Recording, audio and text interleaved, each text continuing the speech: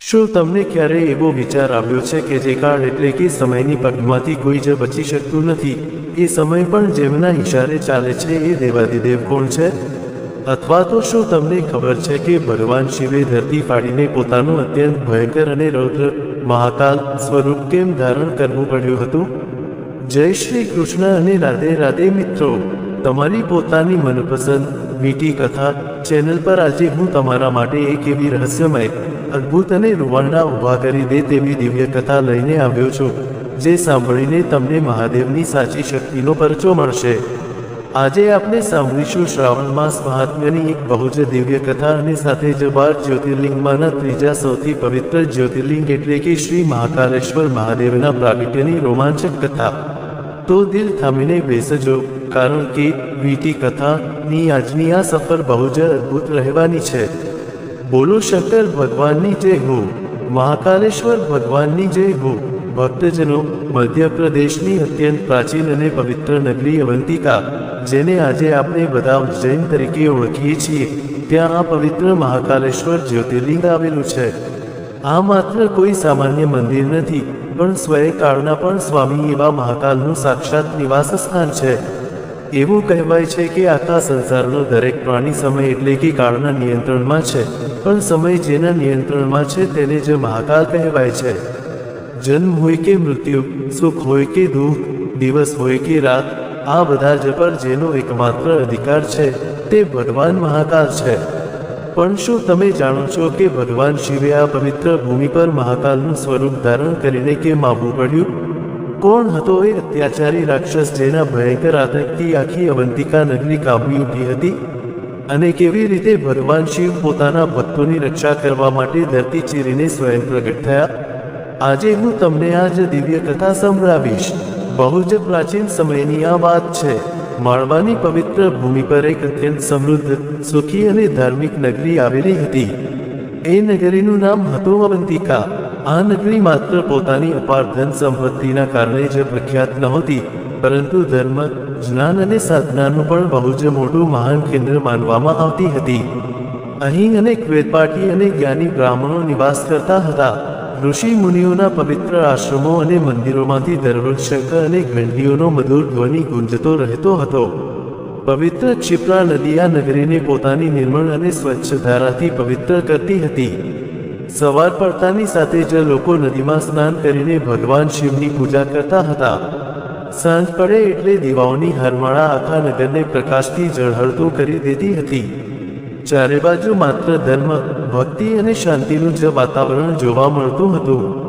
આ જ સુંદર નગરીમાં એક બહુ જ મહાન બ્રાહ્મણ રહેતા હતા, જેમનું નામ હતું વેદપ્રિય. વેદપ્રિયજી વેદોના પ્રખર વિદ્વાન, અત્યંત સત્યનિષ્ઠ અને ભગવાન શિવના પરમ ભક્ત હતા. તેમનું જીવન બહુ જ સરળ અને સાદું હતું. તેઓ ક્યારેય કોઈની પણ સાથે કઠોર વચન નહોતા બોલતા. જે પણ વ્યક્તિ તેમના દ્વારે આવતો, તેનું તેઓ દિલથી સ્વાગત કરતા હતા. તેઓ પોતાનો મોટાભાગનો સમય માત્ર ને માત્ર ભગવાન શિવની આરાધના, વેદોના ઊંડા અભ્યાસ અને નગરના લોકોને ધર્મનો ઉપદેશ આપવામાં જ પસાર કરતા હતા. વેદપ્રિયજીને મનમાં એવો અતૂટ વિશ્વાસ હતો કે જે પણ વ્યક્તિ સાચા અને નિર્મળ મનથી ભગવાન શિવનું સ્મરણ કરે છે, તેના જીવનનું મોટામાં મોટું સંકટ પણ કાયમ માટે દૂર થઈ જાય છે. વેદપ્રિયજીને 4 પુત્રો હતા. ચારેય પુત્રો બિલકુલ પોતાના પિતાના સમાન જ જ્ઞાની, વિદ્વાન, નમ્ર અને ધર્મપ્રાયણ હતા. બાળપણથી જ તેમને વેદ, ઉપનિષદ અને શિવભક્તિના ઉત્તમ સંસ્કાર અને શિક્ષણ આપવામાં આવ્યા હતા. તેઓ દરરોજ સવારે બ્રહ્મ મુહૂર્તમાં વહેલા ઉઠી જતા, પવિત્ર ક્ષિપ્રા નદીમાં જઈને સ્નાન કરતા, ઘરે પાછા ફરીને ભગવાન શિવનો જળાભિષેક કરતા. ત્યાર પછી તેઓ વેદોનો અભ્યાસ કરતા અને નગરવાસીઓને ધર્મનું સાચું જ્ઞાન આપતા. ચારેય ભાઈઓ વચ્ચે બહુ જ અદ્ભુત અને અતૂટ પ્રેમ હતો. તેઓ ક્યારેય એકબીજાથી જરા પણ ઈર્ષા નહોતા કરતા. તેમનું જીવન સેવા, ત્યાગ અને ભક્તિનું એક ઉત્તમ આદર્શ હતું. દરરોજ વેદપ્રિયજી પોતાના ચારેય પુત્રોની સાથે નદીના કિનારેથી પવિત્ર માટી લાવતા. એ જ માટીમાંથી તેઓ પોતાના હાથે એક નવું પાર્થિવ શિવલિંગ બનાવતા.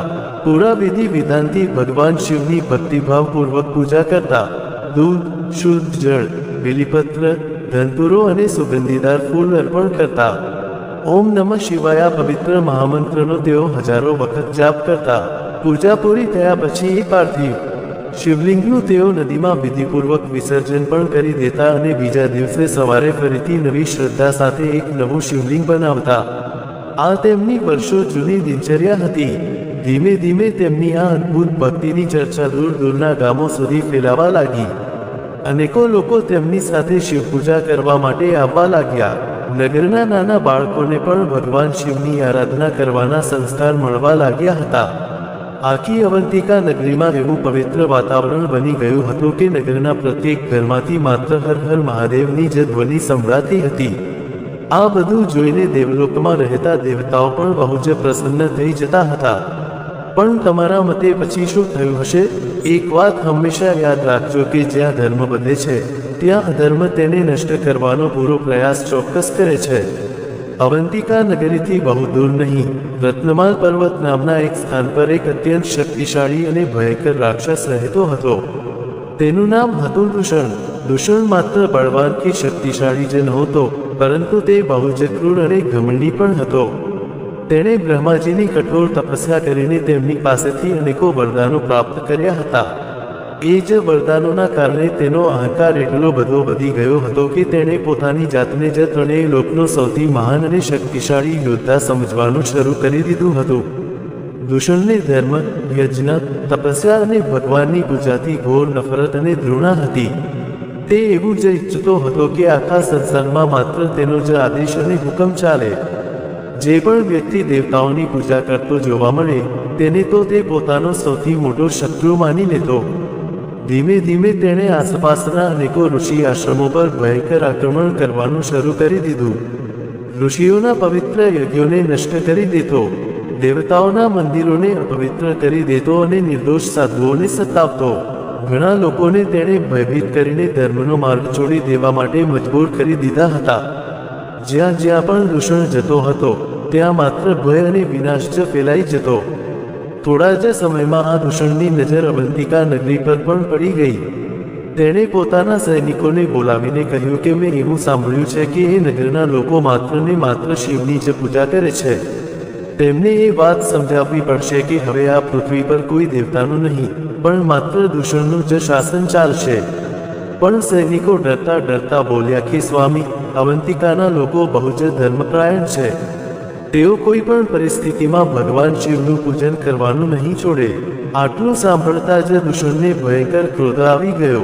તેની આંખો અંધારાની જેમ એકદમ લાલઘૂમ થઈ ગઈ. તે મોટી ગર્જના કરીને બોલ્યો કે તો પછી હું સ્વયં એ નગરીમાં જઈશ. જો તેઓ મારી આજ્ઞા નહીં માને તો હું આખી અવંતિકા નગરીને જ જડમૂળથી નષ્ટ કરી દઈશ. પેલી બાજુ અવંતિકા નગરીના નિર્દોષ લોકોને હજુ આવનારા મોટા સંકટનો કોઈ જ આભાસ નહોતો.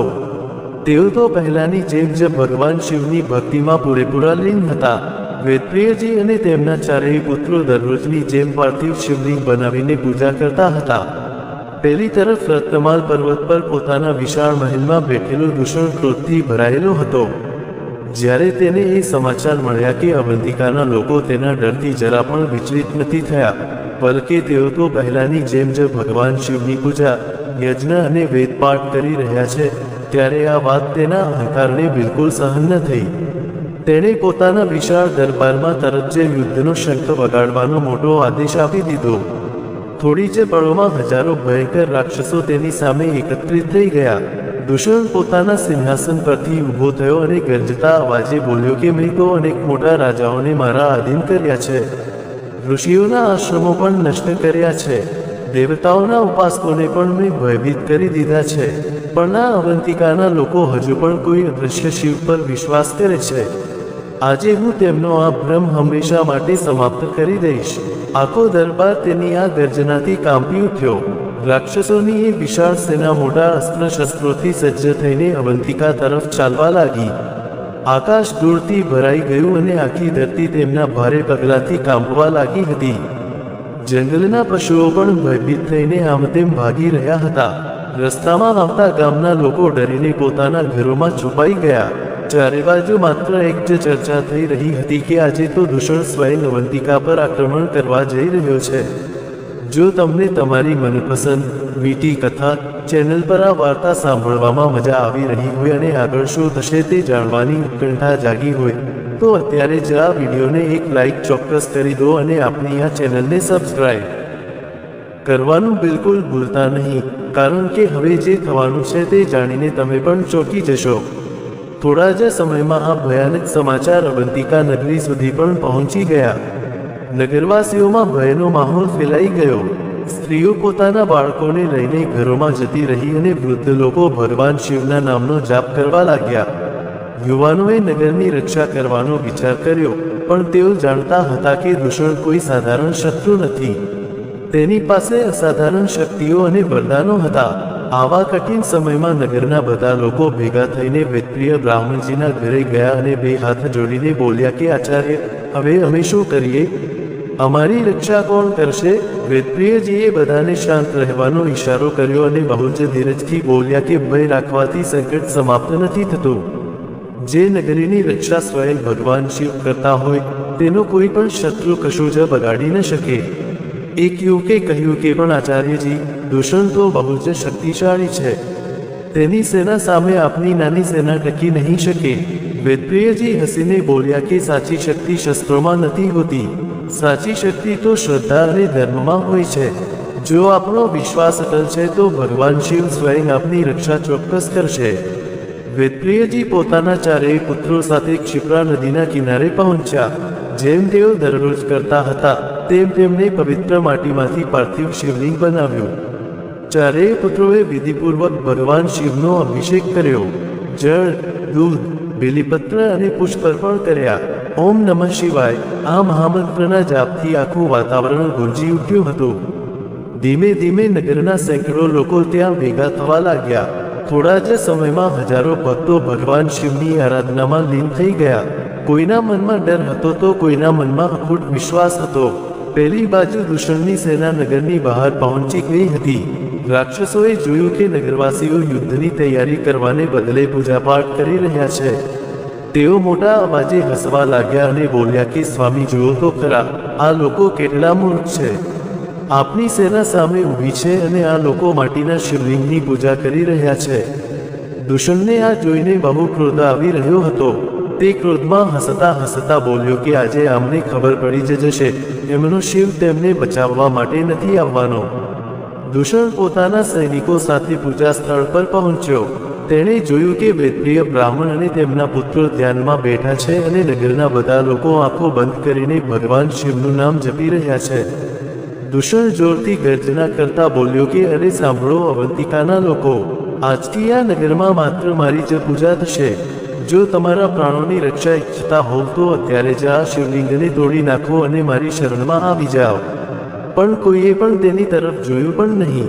બધા પહેલાની જેમ જ ઓમ નમઃ શિવાય મહામંત્રનો સતત જાપ કરી રહ્યા હતા. આ બધું જોઈને તો દૂષણનો ક્રોધ સાતમા આસમાને પહોંચી ગયો. તે વેદપ્રિય બ્રાહ્મણની પાસે આવીને બૂમો પાડવા લાગ્યો કે બ્રાહ્મણ, શું તને મારી વાત સંભળાતી નથી? વેદપ્રિય બ્રાહ્મણે ધીમે ધીમે પોતાની આંખો ખોલી અને એકદમ શાંત અવાજમાં કહ્યું કે અમે માત્ર ને માત્ર ભગવાન શિવની શરણમાં છીએ. અમે કોઈ અન્યના ડરથી અમારી ભક્તિ ક્યારેય ન છોડી શકીએ. હવે તો દૂષણે પોતાની તલવાર બહાર કાઢી લીધી અને કહેવા લાગ્યો કે જો તમે અત્યારે જ આ પૂજા બંધ ન કરી તો હું તમારા બધાનો વધ કરી નાખીશ. વેદપ્રિય બ્રાહ્મણ નિર્ભયતાથી બોલ્યા કે આ શરીર તો નાશવંત છે. જો ભગવાન શિવની ભક્તિ કરતા કરતા મૃત્યુ આવી પણ જાય તો એ અમારા માટે મોટા સૌભાગ્યની જ વાત થશે. દૂષણ ગુસ્સાથી કાંપવા લાગ્યો અને તેણે પોતાના સૈનિકોને આદેશ આપ્યો કે આ બધાને બંદી બનાવી લો અને આ શિવલિંગને નષ્ટ કરી દો. બધા રાક્ષસો આગળ વધવા લાગ્યા, પણ વેદપ્રિયજી અને તેમના ચારેય પુત્રો ફરીથી ધ્યાનમાં બેસી ગયા. આખા વાતાવરણમાં માત્ર એક જ મંત્ર ગુંજી રહ્યો હતો, ઓમ નમઃ શિવાય, ઓમ નમઃ શિવાય, ઓમ નમઃ શિવાય. હજારો ભક્તો એકસાથે ભગવાન શિવનું સ્મરણ કરી રહ્યા હતા. એવું લાગી રહ્યું હતું કે જાણે સ્વયં આકાશ પણ આ મંત્રનું ઉચ્ચારણ કરી રહ્યું હોય. મને પણ આ જાણીને વિશ્વાસ નહોતો આવતો કે બીજી જ પળે શું થવાનું છે. જેવો દૂષણે પોતાના હાથમાં ઉઠાવેલી તલવારથી પાર્થિવ શિવલિંગ પર પ્રહાર કરવા માટે વાર કર્યો કે એ જ ક્ષણે ધરતી ભયંકર રૂપથી કાંપવા લાગી. ચારે દિશાઓમાં ભયાનક અને તેજ ગર્જનાઓ થવા લાગી. ક્ષિપ્રા નદીના મોજા અસામાન્ય વેગથી ઊંચે ઉછળવા લાગ્યા અને આકાશમાં મોટી વીજળીઓ ચમકવા લાગી. બધા રાક્ષસો ભયભીત થઈ ગયા અને આમ તેમ જોવા લાગ્યા. પાર્થિવ શિવલિંગની નીચેની જમીન ધીમે ધીમે ફાટવા લાગી અને એ તિરાડમાંથી એક એવી દિવ્ય અગ્નિ અને પ્રકાશ નીકળવા લાગ્યો કે જેની ચમકથી દૂષણ અને તેની આખી સેનાની આંખો અંજાઈ ગઈ. તેમને બિલકુલ પણ આભાસ નહોતો કે બીજી જપડે સ્વયં ભગવાન શિવ પોતાના સૌથી રૌદ્રતમ સ્વરૂપ મહાકાલના રૂપમાં પ્રગટ થવાના છે. ધરતીમાંથી નીકળતા એ તેજસ્વી પ્રકાશને જોઈને વેદપ્રિય બ્રાહ્મણ અને તેમના પુત્રો સમજી ગયા કે તેમની સાચી પ્રાર્થના ભગવાન શિવ સુધી પહોંચી ગઈ છે. તેઓ વધુ શ્રદ્ધાથી ઓમ નમઃ શિવાય મંત્રનો જાપ કરવા લાગ્યા. અચાનક ધરતીની એ વિશાળ ફાટમાંથી અગ્નિ સમાન તેજસ્વી એક અત્યંત દિવ્ય અને રૌદ્ર સ્વરૂપ પ્રગટ થયું. તેમની જટાઓ આકાશ સુધી ફેલાયેલી હતી. મસ્તક પર અર્ધચંદ્ર શોભી રહ્યો હતો. તેમનું ત્રીજું નેત્ર પ્રલયની અગ્નિ સમાન ચમકી રહ્યું હતું. ગળામાં મોટા નાગોની માળા હતી. હાથમાં ત્રિશૂળ અને ડમરું હતા. તેમની પ્રચંડ ગર્જનાથી આખી દિશાઓ કાંપી ઉઠી. આ ભગવાન શિવનું અત્યંત ઉગ્ર અને રૌદ્ર સ્વરૂપ હતું, સ્વયં ભગવાન મહાકાલ. તેમના પ્રગટ થતાં જ જાણે થોડી ક્ષણો માટે તો સમય પણ થંભી ગયો હોય એવું લાગ્યું. મહાકાલની ગર્જના સાંભળીને દૂષણના સૈનિકો ભયથી કાંપવા લાગ્યા. ઘણા રાક્ષસોના હાથમાંથી તો અસ્ત્ર શસ્ત્રો પણ નીચે જમીન પર પડી ગયા. કેટલાક ત્યાંથી જીવ બચાવીને ભાગવા લાગ્યા. પણ પેલો દૂષણ હજુ પણ પોતાના અહંકારમાં જ ડૂબેલો હતો. તે ક્રોધમાં ભરાઈને ચિલ્લાયો કે કોણ છો તમે જે મારા માર્ગમાં આવવાનું આટલું મોટું સાહસ કરે છે? ભગવાન મહાકાલની આંખોમાં પ્રલયની અગ્નિ પ્રજ્વલિત થઈ ગઈ અને તેમણે અત્યંત ગંભીર સ્વરમાં કહ્યું કે હું એ જ છું જેની ભક્તિનું અપમાન કરવાનો તે આજે પ્રયાસ કર્યો છે. હું મારા ભક્તોની પોકાર પર પ્રગટ થનારો શિવ છું. હું જે કાળોનો પણ કાળ છું. હું મહાકાલ છું. તેમના આ વચન સાંભળતા જ ત્રણેય લોકમાં કંપન થવા લાગ્યું. દૂષણે પોતાની ગદા ઉઠાવી અને પૂરી તાકાતથી ભગવાન મહાકાલ પર પ્રહાર કર્યો. પણ જેવી એ ગદા મહાકાલની નજીક પહોંચી તે સ્વયં જ ભસ્મ થઈને ધરતી પર પડી ગઈ. દૂષણ આ જોઈને આશ્ચર્યચકિત રહી ગયો. તેણે તરત જ પોતાના માયાવી અસ્ત્રોનો પ્રયોગ કર્યો. આકાશમાં અગ્નિબાણ, શૂળ અને અનેકો દિવ્ય અસ્ત્રો પ્રગટ થઈ ગયા. પણ ભગવાન મહાકાલે માત્ર એક પ્રચંડ હુંકાર ભરી અને તેમની એ માત્ર હુંકારથી દૂષણના બધા જ અસ્ત્રો એકસાથે નષ્ટ થઈ ગયા. હવે ભગવાન મહાકાલે પોતાનું ત્રિશૂળ ઉઠાવ્યું અને તેના દિવ્ય તેજથી આખું આકાશ પ્રકાશિત થઈ ગયું. તેમણે કહ્યું કે હે દૂષણ, તે નિર્દોષ ઋષિઓને સતાવ્યા છે, યજ્ઞોને નષ્ટ કર્યા છે, ધનનું અપમાન કર્યું છે અને આજે તે મારા સાચા ભક્તો પર હાથો ઉપાડવાનું દુસ્સાહસ પણ કર્યું છે. હવે તારા અધર્મનો અંત નિશ્ચિત છે. આ સાંભળીને પણ દૂષણ અટક્યો નહીં. તે ક્રોધમાં ભરાઈને મહાકાલ તરફ દોડ્યો. એ જ ક્ષણે ભગવાન મહાકાલે પોતાના ત્રિશૂળથી એક જ પ્રહાર કર્યો. ત્રિશૂળની એ દિવ્ય શક્તિથી દૂષણ ઘણા યોજન દૂર જઈને પડ્યો. તેણે ફરીથી ઊભા થવાનો પ્રયાસ કર્યો. પણ ભગવાન મહાકાલનું તેજ એટલું બધું પ્રચંડ હતું કે તેની બધી જ શક્તિ ક્ષીણ થઈ ગઈ. પછી મહાકાલે પોતાના ત્રીજા નેત્ર તરફ દ્રષ્ટિ ઉઠાવી. તેમાંથી નીકળેલી પ્રલયકારી અગ્નિએ માત્ર થોડી જ ક્ષણોમાં દૂષણ અને તેની પૂરી દુષ્ટ સેનાને બળીને ભસ્મ કરી દીધી. અધર્મનો હંમેશા માટે અંત થઈ ગયો હતો. ધર્મની ભવ્ય વિજય થઈ. પૂરા વાતાવરણમાં હર હર મહાદેવનો જયઘોષ ગુંજવા લાગ્યો.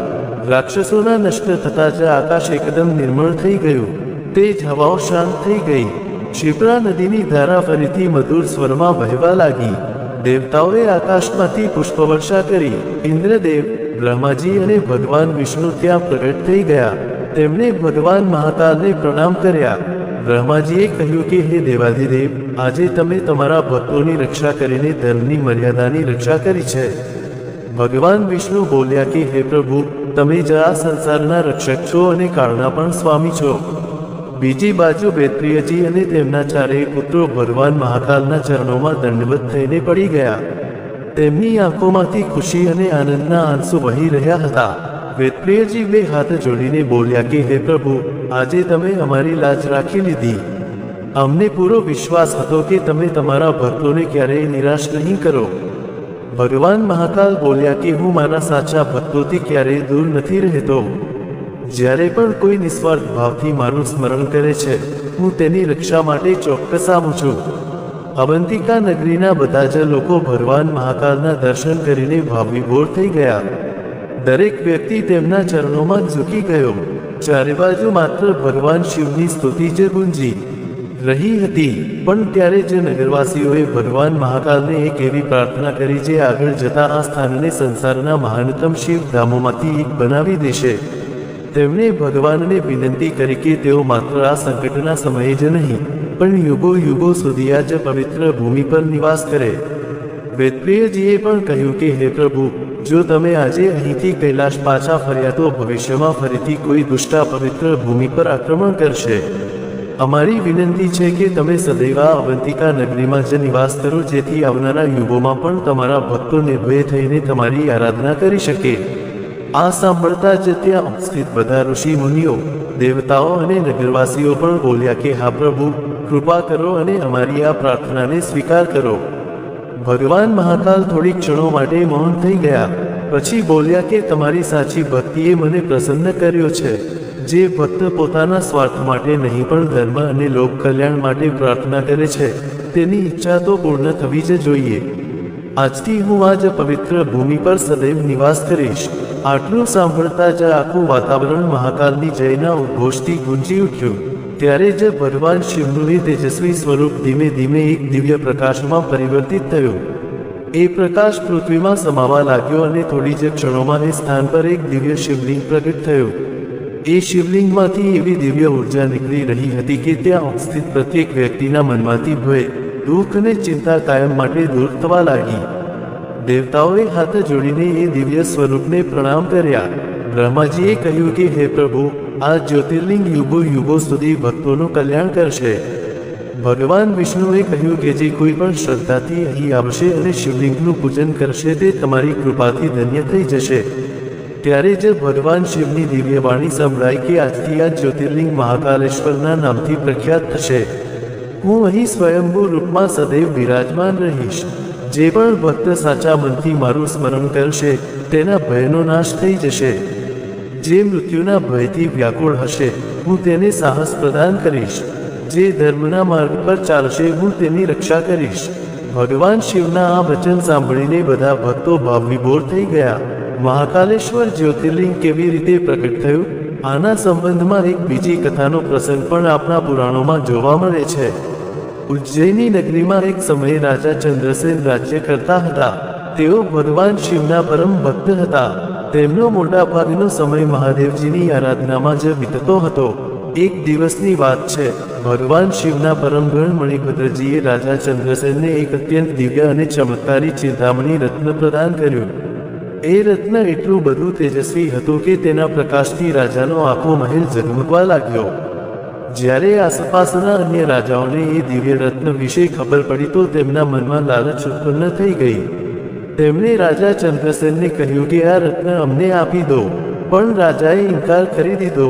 આથી તેઓ રાજા ચંદ્રસેનના શત્રુ બની ગયા અને ઉજ્જૈન પર આક્રમણ કરવાની તૈયારી કરવા લાગ્યા. બધા રાજાઓએ એકસાથે ઉજ્જૈની પર આક્રમણ કરવાની યોજના બનાવી. પણ રાજા ચંદ્રસેનને પોતાના શસ્ત્રો કરતાં ભગવાન શિવ પર વધુ વિશ્વાસ હતો. તેઓ મહાદેવજીની આરાધનામાં લીન થઈ ગયા અને મનોમન પ્રાર્થના કરવા લાગ્યા કે હે ભોલેનાથ, હવે મારી અને મારી આ નગરીની રક્ષા માત્ર તમે જ કરી શકો છો. એ જ સમયે એક નાની એવી ઘટનાએ ભગવાન શિવની મહિમાને વધુ અદ્ભુત બનાવી દીધી. ઉજ્જૈનીમાં જ એક ગરીબ ગોવાળનો નાનો એવો બાળક રહેતો હતો. એક દિવસ તેણે રાજા ચંદ્રસેનને બહુ જ પ્રેમથી શિવ પૂજા કરતા જોયા. એ બાળકના મનમાં પણ શિવભક્તિ જાગી ગઈ. તે ઘરે પાછો ફર્યો તો રસ્તામાંથી એક નાનો એવો પથ્થર ઉઠાવી લાવ્યો. તેણે એ પથ્થરને જ ભગવાન શિવનું સ્વરૂપ માની લીધું અને તેની પૂજા કરવા લાગ્યો. તેણે પથ્થરની સામે ફૂલ રાખ્યા, જળ ચડાવ્યું અને બહુ જ શ્રદ્ધાથી ભગવાન શિવનું નામ જપવા લાગ્યો. જ્યારે તેની માતાએ આ બધું જોયું તો તેને લાગ્યું કે બાળક અમથી રમત રમી રહ્યો છે. તેણે સમજાવતા કહ્યું કે બસ હવે બહુ થયું, હવે રમવાનું છોડ અને ભોજન કરી લે. પણ એ બાળક શ્રીકરનું મન તો ભગવાન શિવની ભક્તિમાં પૂરેપૂરું ડૂબી ગયું હતું. તેણે પોતાની માની વાત જ ન સાંભળી. માએ એકવાર કહ્યું, બે વાર કહ્યું, પણ જ્યારે બાળકે ન સાંભળ્યું તો માતાને ક્રોધ આવી ગયો અને તેણે ક્રોધમાં આવીને એ પથ્થર ઉઠાવ્યો અને દૂર ફેંકી દીધો. આ જોઈને બાળકને બહુ જ દુઃખ થયું. તે રડતા રડતા જ ભગવાન શિવની સામે બેસી ગયો અને બોલ્યો કે હે મહાદેવ, મેં તો તમને મારા ભગવાન માનીને તમારી પૂજા કરી હતી. જો મારી ભક્તિ સાચી છે તો મને દર્શન આપો. બાળકની આંખોમાંથી આંસુ વહેવા લાગ્યા. તેની એ ભક્તિમાં કોઈ મંત્ર નહોતો, ના તો કોઈ મોટું અનુષ્ઠાન હતું, ના તેની પાસે ચાંદીના વાસણો હતા અને ના તો સોનાના. તેની પાસે તો માત્ર એક નિર્મળ હૃદય હતું અને આ જ નિર્મળ હૃદય ભગવાન શિવને સૌથી પ્રિય હોય છે. કહેવાય છે કે એ બાળકની નિષ્કપટ ભક્તિથી પ્રસન્ન થઈને ભગવાન શિવે ત્યાં એક દિવ્ય પ્રકાશ પ્રગટ કર્યો. જ્યાં એ બાળકે એ પથ્થર રાખ્યો હતો ત્યાં જ એક અદ્ભુત શિવલિંગ પ્રગટ થઈ ગયું અને એ દિવ્ય પ્રકાશથી એ આખું સ્થાન ઝગમગવા લાગ્યું. બાળક શ્રીકર ભગવાન શિવના ચરણોમાં પડી ગયો. પેલી બાજુ રાજા ચંદ્રસેન પણ જ્યારે ત્યાં પહોંચ્યા તો તેમણે પણ એ દિવ્ય શિવલિંગના દર્શન કર્યા. તેઓ સમજી ગયા કે ભગવાન શિવે પોતાના ભક્તોની પોકાર સાંભળી લીધી છે. રાજા ચંદ્રસેન હાથ જોડીને પ્રાર્થના કરવા લાગ્યા કે હે મહાદેવજી, જેવી રીતે તમે આ બાળકની સરળ ભક્તિનો સ્વીકાર કર્યો છે તેવી જ રીતે મારી નગરી અને બધા ભક્તોની રક્ષા કરો. ભગવાન શિવે પોતાના ભક્તોને અભય પ્રદાન કર્યું. રાજા ચંદ્રસેનના બધા શત્રુઓનો અહંકાર સમાપ્ત થઈ ગયો અને ઉજ્જૈની પર આવેલું મોટું સંકટ ટળી ગયું. મિત્રો, ભગવાન શિવને ભક્તિમાં દેખાડો નહીં પણ સાચો ભાવ જોઈએ છે. રાજા ચંદ્રસેન પાસે રાજસી વૈભવ હતો પણ બાળક શ્રીકર પાસે માત્ર સાચો પ્રેમ હતો. ભોલેનાથે બંનેની ભક્તિ સ્વીકારી અને મહાકાલેશ્વરના રૂપમાં સદા સદા માટે ઉજ્જૈનીમાં નિવાસ કરવા લાગ્યા. જેના હૃદયમાં સાચી શ્રદ્ધા હોય ત્યાં તો મહાદેવ સદૈવ વાસ કરે જ છે. પ્રિય ભક્તજનો, જો ક્યારેય જીવનમાં એક એવો સમય આવે જ્યારે એવું લાગે કે બધું જ સમાપ્ત થઈ ગયું છે, ભય, ચિંતા અને નિષ્ફળતા ચારે બાજુથી ઘેરી લે, તમારી સામે કોઈ એવું મોટું સંકટ આવી જાય કે જેનું કોઈ સમાધાન જ દેખાય નહીં, તો ક્યારેય નિરાશ ન થતા ભગવાન મહાકાલનું સ્મરણ કરજો. શ્રદ્ધાથી ઓમ નમઃ શિવાય મંત્રનો જાપ કરજો. યાદ રાખજો, ભગવાન શિવે વેદપ્રિય જેવા સાધારણ ભક્તોની પણ રક્ષા કરી છે અને તેઓ આજે પણ પ્રત્યેક સાચા ભક્તની પોકાર સાંભળે જ છે. આવો આપણે બધા ભેગા મળીને ભગવાન મહાકાલેશ્વરના ચરણોમાં પ્રાર્થના કરીએ. એ કાળોના પણ કાળ ભગવાન મહાકાલ, અમારા જીવનમાંથી ભય, અહંકાર અને અજ્ઞાનનો અંધકાર કાયમ માટે દૂર કરી દો. અમને સત્ય, ધર્મ અને કરુણાના માર્ગ પર ચાલવાની શક્તિ પ્રદાન કરો. અમારા પરિવારમાં સુખ, શાંતિ, આરોગ્ય અને સમૃદ્ધિનો વાસ થાય અને અમારા મનમાં સદૈવ તમારી ભક્તિ બની રહે. જ્યારે પણ અમે કઠિન પરિસ્થિતિઓમાં પડીએ, અમને ધૈર્ય આપજો, સાહસ આપજો અને સાચો માર્ગ બતાવજો. અમારા બધા જ જ્ઞાત અજ્ઞાત અપરાધોને ક્ષમા કરી દેજો અને અમને તમારા ચરણોમાં સ્થાન આપજો. હે મહાકાલેશ્વર મહાદેવ, તમારી કૃપા અમારા બધા ભક્તો પર સદૈવ બની રહે. બોલો મહાકાલેશ્વર મહાદેવની જય હો. હર હર મહાદેવ. જો તમને તમારી પોતાની વીટી કથા ચેનલ પર આ કથા સાંભળવાની મજા આવી હોય તો વિડીયોને અત્યારે જ એક લાઈક ચોક્કસ કરજો, કારણ કે હવે આપણે સાંભળીશું શ્રાવણ માસ કથાના 6થા અધ્યાયની અત્યંત રોમાંચક કથા. બોલો શંકર ભગવાનની જય હો. પાર્વતી માતાની જય હો. મહાદેવજી કહે છે કે હે પાર્વતી સાંભળો, કૈલાશની ઉત્તર દિશામાં નિષદ પર્વતના શિખર પર સ્વયંપ્રભા નામની એક અત્યંત વિશાળ અને સુંદર નગરી છે. તેમાં ધનવાહન નામના એક ગંધર્વરાજ રહેતા હતા. તેમની પત્ની બહુ જ મનોહર હતી. તેની સાથે રહીને તેઓ ત્યાં દિવ્ય ભોગોનો ભોગ કરતા હતા. સમય જતાં તેમને 8 પુત્રો થયા અને 8 પુત્રો પછી તેમને ત્યાં એક સુંદર કન્યાનો જન્મ થયો, જેનું નામ હતું ગંધર્વસેના. તે કન્યા પોતાના પિતાની આજ્ઞાથી પોતાની સખીઓ સાથે વિવિધ પ્રકારના વૃક્ષો, લતાઓ, ફળો અને ફૂલોથી સુશોભિત એવા સુંદર બગીચામાં રમ્યા કરતી હતી. એક દિવસ આમ રમતી પોતાની કન્યાને જોઈને તેની માતાએ પોતાના પતિને કહ્યું કે હે સ્વામી, સગા સંબંધીઓ સાથે તમારું અને મારું પણ જીવન સાવ વ્યર્થ છે, જેના ઘરમાં આટલી મોટી યુવાન કન્યા હજુ સુધી અવિવાહિત બેઠી છે. પત્નીની આવી વાત સાંભળીને ગંધર્વરાજે કહ્યું કે દેવી, હું આપની પુત્રી માટે કોઈ સુંદર અને યોગ્ય વરની શોધ કરું છું. આવું કહીને ધનવાને પોતાની પુત્રીને બોલાવી. માતા પિતાના બોલાવવાથી ગંધર્વસેના તરત જ ત્યાં આવી ગઈ અને તેમના ચરણોમાં પ્રણામ કરીને બોલી કે કહો પિતાજી, શું આજ્ઞા છે? ધનવાને પ્રસન્ન થઈને કહ્યું કે બેટી, તને જે કોઈ વર પસંદ હોય તેનું નામ મને જણાવ, હું એ જ ગંધર્વ શિરોમણી સાથે તારા લગ્ન કરાવી દઈશ. પિતાના આમ પૂછવા પર એ કન્યા અહંકારમાં આવીને કહેવા લાગી કે શું વાત ત્રણેય લોકમાં મારા રૂપના કરોડમાં અંશની પણ બરાબરી કરી શકે એવું કોઈ છે ખરું? દીકરીની આવી અહંકાર ભરેલી અદ્ભુત વાત સાંભળીને માતા પિતા તો હેબતાઈ ગયા અને અંદરોઅંદર બોલ્યા કે પુત્રીએ આ સારી વાત નથી કહી. ગંધર્વસેના પાછી પોતાની સખીઓ સાથે જઈને બગીચામાં રમવા લાગી. વસંત ઋતુનો સમય હતો. તે હિંચકા ખાઈ રહી હતી. બરાબર એ જ સમયે શિવજીના ગણનાયક શિખંડી પોતાના દિવ્ય વિમાનમાં બેસીને ત્યાંથી પસાર થઈ રહ્યા હતા. તેમણે આકાશમાંથી જઈ કન્યાને જોઈ. બપોરની સંધ્યાનો સમય હતો. તેઓ વિમાનમાંથી નીચે ઉતર્યા અને એ જ બગીચામાં થોડીવાર રોકાયા. એ જ સમયે તેમણે એ ગંધર્વ કન્યાના મોઢેથી એવા અહંકારી વચન સાંભળ્યા કે સંસારમાં કોઈ દેવતા કે દાનવ મારા રૂપના કરોડમાં અંશની બરાબરી કરી શકે તેમ નથી. ત્યારે ગણનાયકે અહંકારમાં ડૂબેલી એ કન્યાને ત્યાં જ શ્રાપ આપી દીધો. તેમણે કહ્યું કે તું તારા રૂપના આટલા મોટા અભિમાનમાં ગંધર્વો અને દેવતાઓનો પણ તિરસ્કાર કરે છે. જ્યાં તારા આ સુંદર શરીરમાં કોડ નીકળશે. આ ભયંકર શ્રાપ સાંભળતા જ કન્યા ડરી ગઈ અને સાષ્ટાંગ પ્રણામ કરીને ગણનાયક પાસે દયાની ભીખ માંગવા લાગી. તેની વિનંતીઓ સાંભળીને ગણનાયકને તેના પર દયા આવી ગઈ અને તેમણે કહ્યું કે આ તારા ગર્વ અને ઘમંડનું જ ફળ છે. એટલે જીવનમાં ક્યારેય ગર્વ ન કરવો જોઈએ. હિમાલયના જંગલમાં ગોશ્રુગ નામના એક બહુ મોટા મુનિ રહે છે. હવે માત્ર તેઓ જ તારો ઉપકાર કરશે. આવું કહીને ગણનાયક ત્યાંથી ચાલ્યા ગયા. ગંધર્વસેના એ સુંદર વન છોડીને રડતી રડતી પોતાના પિતા પાસે આવી અને પોતાને કોઢ થવાનું બધું જ કારણ કહી સંભળાવ્યું. તેની વાત સાંભળીને માતા પિતા શોકમાં ગરકાવ થઈ ગયા અને પુત્રીને સાથે લઈને તરત જ હિમાલય પર્વત પર ગયા. ત્યાં જઈને તેમણે ગોશ્રુગ ઋષિનો આશ્રમ જોયો. મુનિવર ગોશ્રુગજી આશ્રમની અંદર જ ધ્યાનમાં બેઠા હતા. તેમના દર્શન કરીને સ્તુતિ અને પ્રણામ કરીને ગંધર્વ દંપતી તેમની સામે જમીન પર બેસી ગયા. મુનિના પૂછવા પર ગંધર્વરાજે દુઃખી થઈને કહ્યું કે મારી આ કન્યાનું શરીર કોઢના રોગથી પીડાઈ રહ્યું છે. જેથી તેને શાંતિ મળે એવો કોઈ યોગ્ય ઉપાય બતાવો. ગોશ્રુગજી બોલ્યા કે ભારતવર્ષમાં સમુદ્રની નજીક સર્વ દેવોથી વંદિત ભગવાન સોમનાથજી બિરાજમાન છે. ત્યાં જઈને મનુષ્યોએ એક સમય ભોજન કરતા રહીને બધા રોગોના નાશ માટે સોમનાથજીની પૂજા કરવી જોઈએ.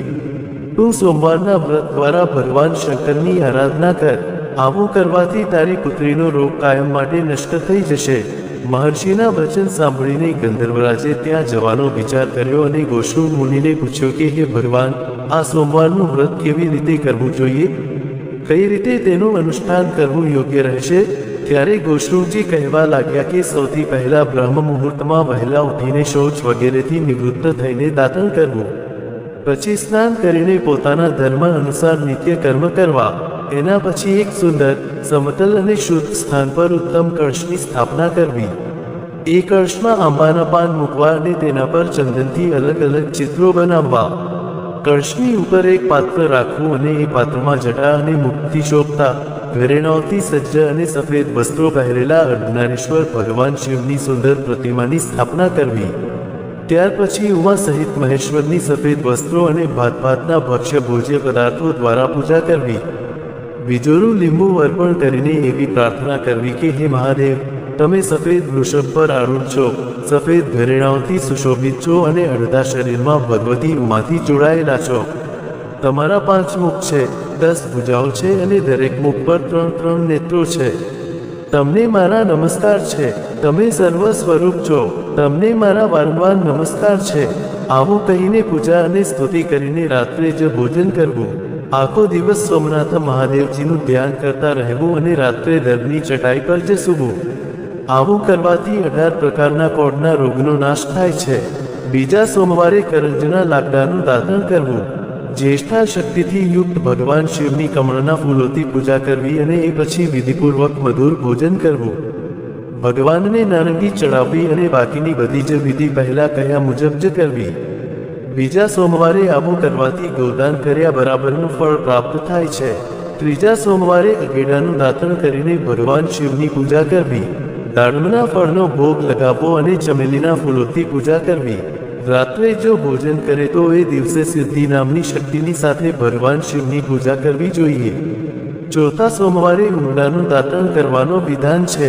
એ દિવસે ઉમા સહિત ગૌરીપતિની પૂજા કરવી, નાળિયેરનું ફળ ચડાવવું અને ડમરાના પાનથી પૂજા કરવી, રાત્રે ખાંડ ખાવી અને રાત્રિ જાગરણ કરવું. પાંચમા સોમવારે ભસ્મ સહિત ગણેશ્વરની કુંડના ફૂલોથી પૂજા કરવી, પીપળાનું દાતણ કરવું અને સૂકી દ્રાક્ષની સાથે અર્ઘ્ય આપવો, રાત્રે સફેદ મકાઈનું ભોજન કરવું. આવું કરવાથી અશ્વમેધ યજ્ઞ કરવાનું ફળ પ્રાપ્ત થાય છે. છઠ્ઠા સોમવારે ભદ્રા સહિત સ્વરૂપ નામના શિવનું પૂજન કરવું, ચમેલીનું દાતણ કરવું, ધંતુરાના ફળથી અર્ઘ્ય આપવો. એ દિવસે મોગરાના ફૂલથી પરમ ભક્તિપૂર્વક પૂજા કરવી જોઈએ. રાત્રે કપૂર ભોજન કરવું. સાતમા સોમવારે મોગરાનું દાતણ કરવું, દીપ્તા શક્તિની સાથે સર્વજ્ઞ ભગવાન શિવની પૂજા કરવી, જંબીરી લીંબુનું ફળ અર્પણ કરવું અને ચમેલીના ફૂલથી પૂજા કરવી. રાત્રે લવિંગ ખાવા. આવું કરવાથી અનંત ફળની પ્રાપ્તિ થાય છે. આઠમા સોમવારે કેળાના ફળ અને મરબાના ફૂલોથી અમોઘા શક્તિ સહિત જગદીશ્વર ભગવાન શિવનું પૂજન કરવું અને રાત્રે દૂધ પીવું. આનાથી અગ્નિષ્ટોમ યજ્ઞનું ફળ પ્રાપ્ત થાય છે. મિત્રો, કરોડો વાર ગંગા નદીમાં સ્નાન કરવાથી અને સૂર્યગ્રહણના સમયે કુરુક્ષેત્રમાં વેદ જાણતા બ્રાહ્મણને 10,000 સોના મહોરોનું દાન કરવાથી જે ફળની પ્રાપ્તિ થાય છે, તે જ ફળ આ સોમવારનું વ્રત કરવાથી કરોડ ગણું વધારે થઈને મળે છે. નવમો સોમવાર આવે ત્યારે આ વ્રતનું વિધિસર ઉદ્યાપન કરવું. ધજા પતાકાઓથી સુશોભિત એક ગોળ મંડપ અને કુંડ બનાવવા. 4 દરવાજા બનાવીને મંડપના મધ્ય ભાગમાં એક ચોરસ વેદીનું નિર્માણ કરવું. તેના પર મંડળ બનાવીને વચ્ચે કમળ બનાવવું. 8 દિશાઓમાં અલગ અલગ સોના સહિત કળશની સ્થાપના કરવી. પૂર્વથી લઈને વામા વગેરે શક્તિઓની સ્થાપના કરવી. કર્ણિકામાં પરમ પ્રકાશમય શ્રી સોમનાથજીને બિરાજમાન કરવા. સોમનાથજીની સોનાની પ્રતિમા મનોમતી નામની શક્તિની સાથે સોનાની શૈયા પર સ્થાપિત કરવી જોઈએ. સોના અથવા ચાંદી વગેરેના પાત્રને મધથી ભરીને તેને સુવર્ણ શૈયા પર ઢાંકીને રાખી દેવું અને તેના પર જ શિવ પ્રતિમાનું પૂજન કરવું.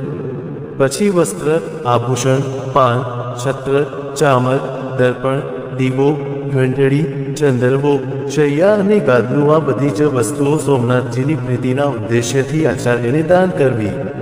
ત્યાં જ હોમ કરાવવો. પૂજન કરીને રાત્રે ત્યાં જ જાગરણ કરવું. પોતાના હૃદયમાં સોમનાથજીનું ધ્યાન કરતા કરતા પંચગવ્ય પીને રહેવું. સવારે સ્નાન કરીને વિધિપૂર્વક સોમદેવનું ધ્યાન કરવું અને ત્યારપછી દૂધ અને સાકર વગેરેથી બનેલા અનેક પ્રકારના ભોજ્ય પદાર્થો દ્વારા 9 બ્રાહ્મણોને વિધિપૂર્વક અને ભક્તિપૂર્વક ભોજન કરાવવું. 2 વસ્ત્ર અને 1 ગાયનું દાન કરીને વિસર્જન કરવું. આ રીતે સોમવારના વ્રતનું પાલન કરનારો પુરુષ અક્ષય પુણ્યનો ભાગીદાર થાય છે. તે ધન ધાન્યથી સંપન્ન થાય છે અને સ્ત્રી પુત્ર વગેરેથી સુશોભિત થાય છે. તેના કુળમાં ક્યારેય કોઈ દરિદ્ર કે દુઃખી નથી હોતું. આ રીતે વિધિપૂર્વક વ્રત કરવા પર મનુષ્ય પોતાનો દેહ ત્યાગ્યા પછી સીધો શિવલોકમાં જાય છે. ગોશ્રુમ મુનિએ કહ્યું કે હે મહાભાગ, જ્યાં સોમનાથ મહાદેવ બિરાજમાન છે તમે ત્યાં જલ્દી જાઓ. મહાદેવજી કહે છે કે ગોશ્રુમ મુનિના આવું કહેવા પર ગંધર્વરાજ ધનવાહન પોતાની પુત્રી સાથે બધી ભેટ વસ્તુઓ લઈને પ્રભાસ ક્ષેત્રમાં આવ્યા. તેઓ સોમનાથ દાદાના દર્શન કરીને બહુ જ આનંદમાં મગ્ન થઈ ગયા. યાત્રાના ક્રમ મુજબ સોમનાથજીનું પૂજન કરીને તેમણે પોતાની કન્યા સહિત પૂરી શ્રદ્ધાથી સોમવારનું વ્રત કર્યું. આનાથી તેમના પર ભગવાન સોમનાથજી અત્યંત પ્રસન્ન થયા અને તેમણે તેમની કન્યાના રોગનો કાયમ માટે નાશ કરીને સમસ્ત મનોકામનાઓની સિદ્ધિ આપવાવાળું ગંધર્વ દેશનું રાજ્ય અને પોતાની અતૂટ ભક્તિ પ્રદાન કરી. મહાદેવજી પાસેથી વરદાન મેળવીને ધનવાહન ગંધર્વ કૃતાર્થ થઈ ગયા. તેમણે સોમનાથજીના ઉત્તર ભાગમાં દંડપાણીની નજીક ભક્તિપૂર્વક ગંધેશ્વર શિવની સ્થાપના કરી. તે વરદાથી પશ્ચિમમાં 5 ધનુષના અંતરે છે. પાંચમની તિથિએ તેમની પૂજા કરીને મનુષ્ય ક્યારેય દુઃખી નથી થતો. ધનવાહનની પુત્રી ગંધર્વસેનાએ પણ ત્યાં જ ગૌરીજીની નજીક પૂર્વ ભાગમાં 3 ધનુષના અંતરે વિમલેશ્વર નામના શિવલિંગની પ્રતિષ્ઠા કરી, જે બધા જ રોગોનો નાશ કરવાવાળું છે. ત્રીજની તિથિએ વિમલેશ્વર મહાદેવની પૂજા કરવાથી પ્રત્યેક સ્ત્રી પોતાના દુર્ભાગ્ય દોષથી મુક્ત થઈ જાય છે, ઘરમાં ખૂબ સન્માનિત થાય છે અને પુત્ર તેમજ પોતાના સંપૂર્ણ મનોરથોને પ્રાપ્ત કરી લે છે. તો મિત્રો, આ હતી વીટી કથા. ચેનલ પર શ્રી મહાકાલેશ્વર જ્યોતિર્લિંગની અને શ્રાવણ માસ મહાત્મ્યની અત્યંત અદ્ભુત અને પવિત્ર કથા. જો આ કથાએ તમારા દિલને સ્પર્શ કર્યો હોય તો અત્યારે જ આ વિડીયોને લાઈક કરી દો.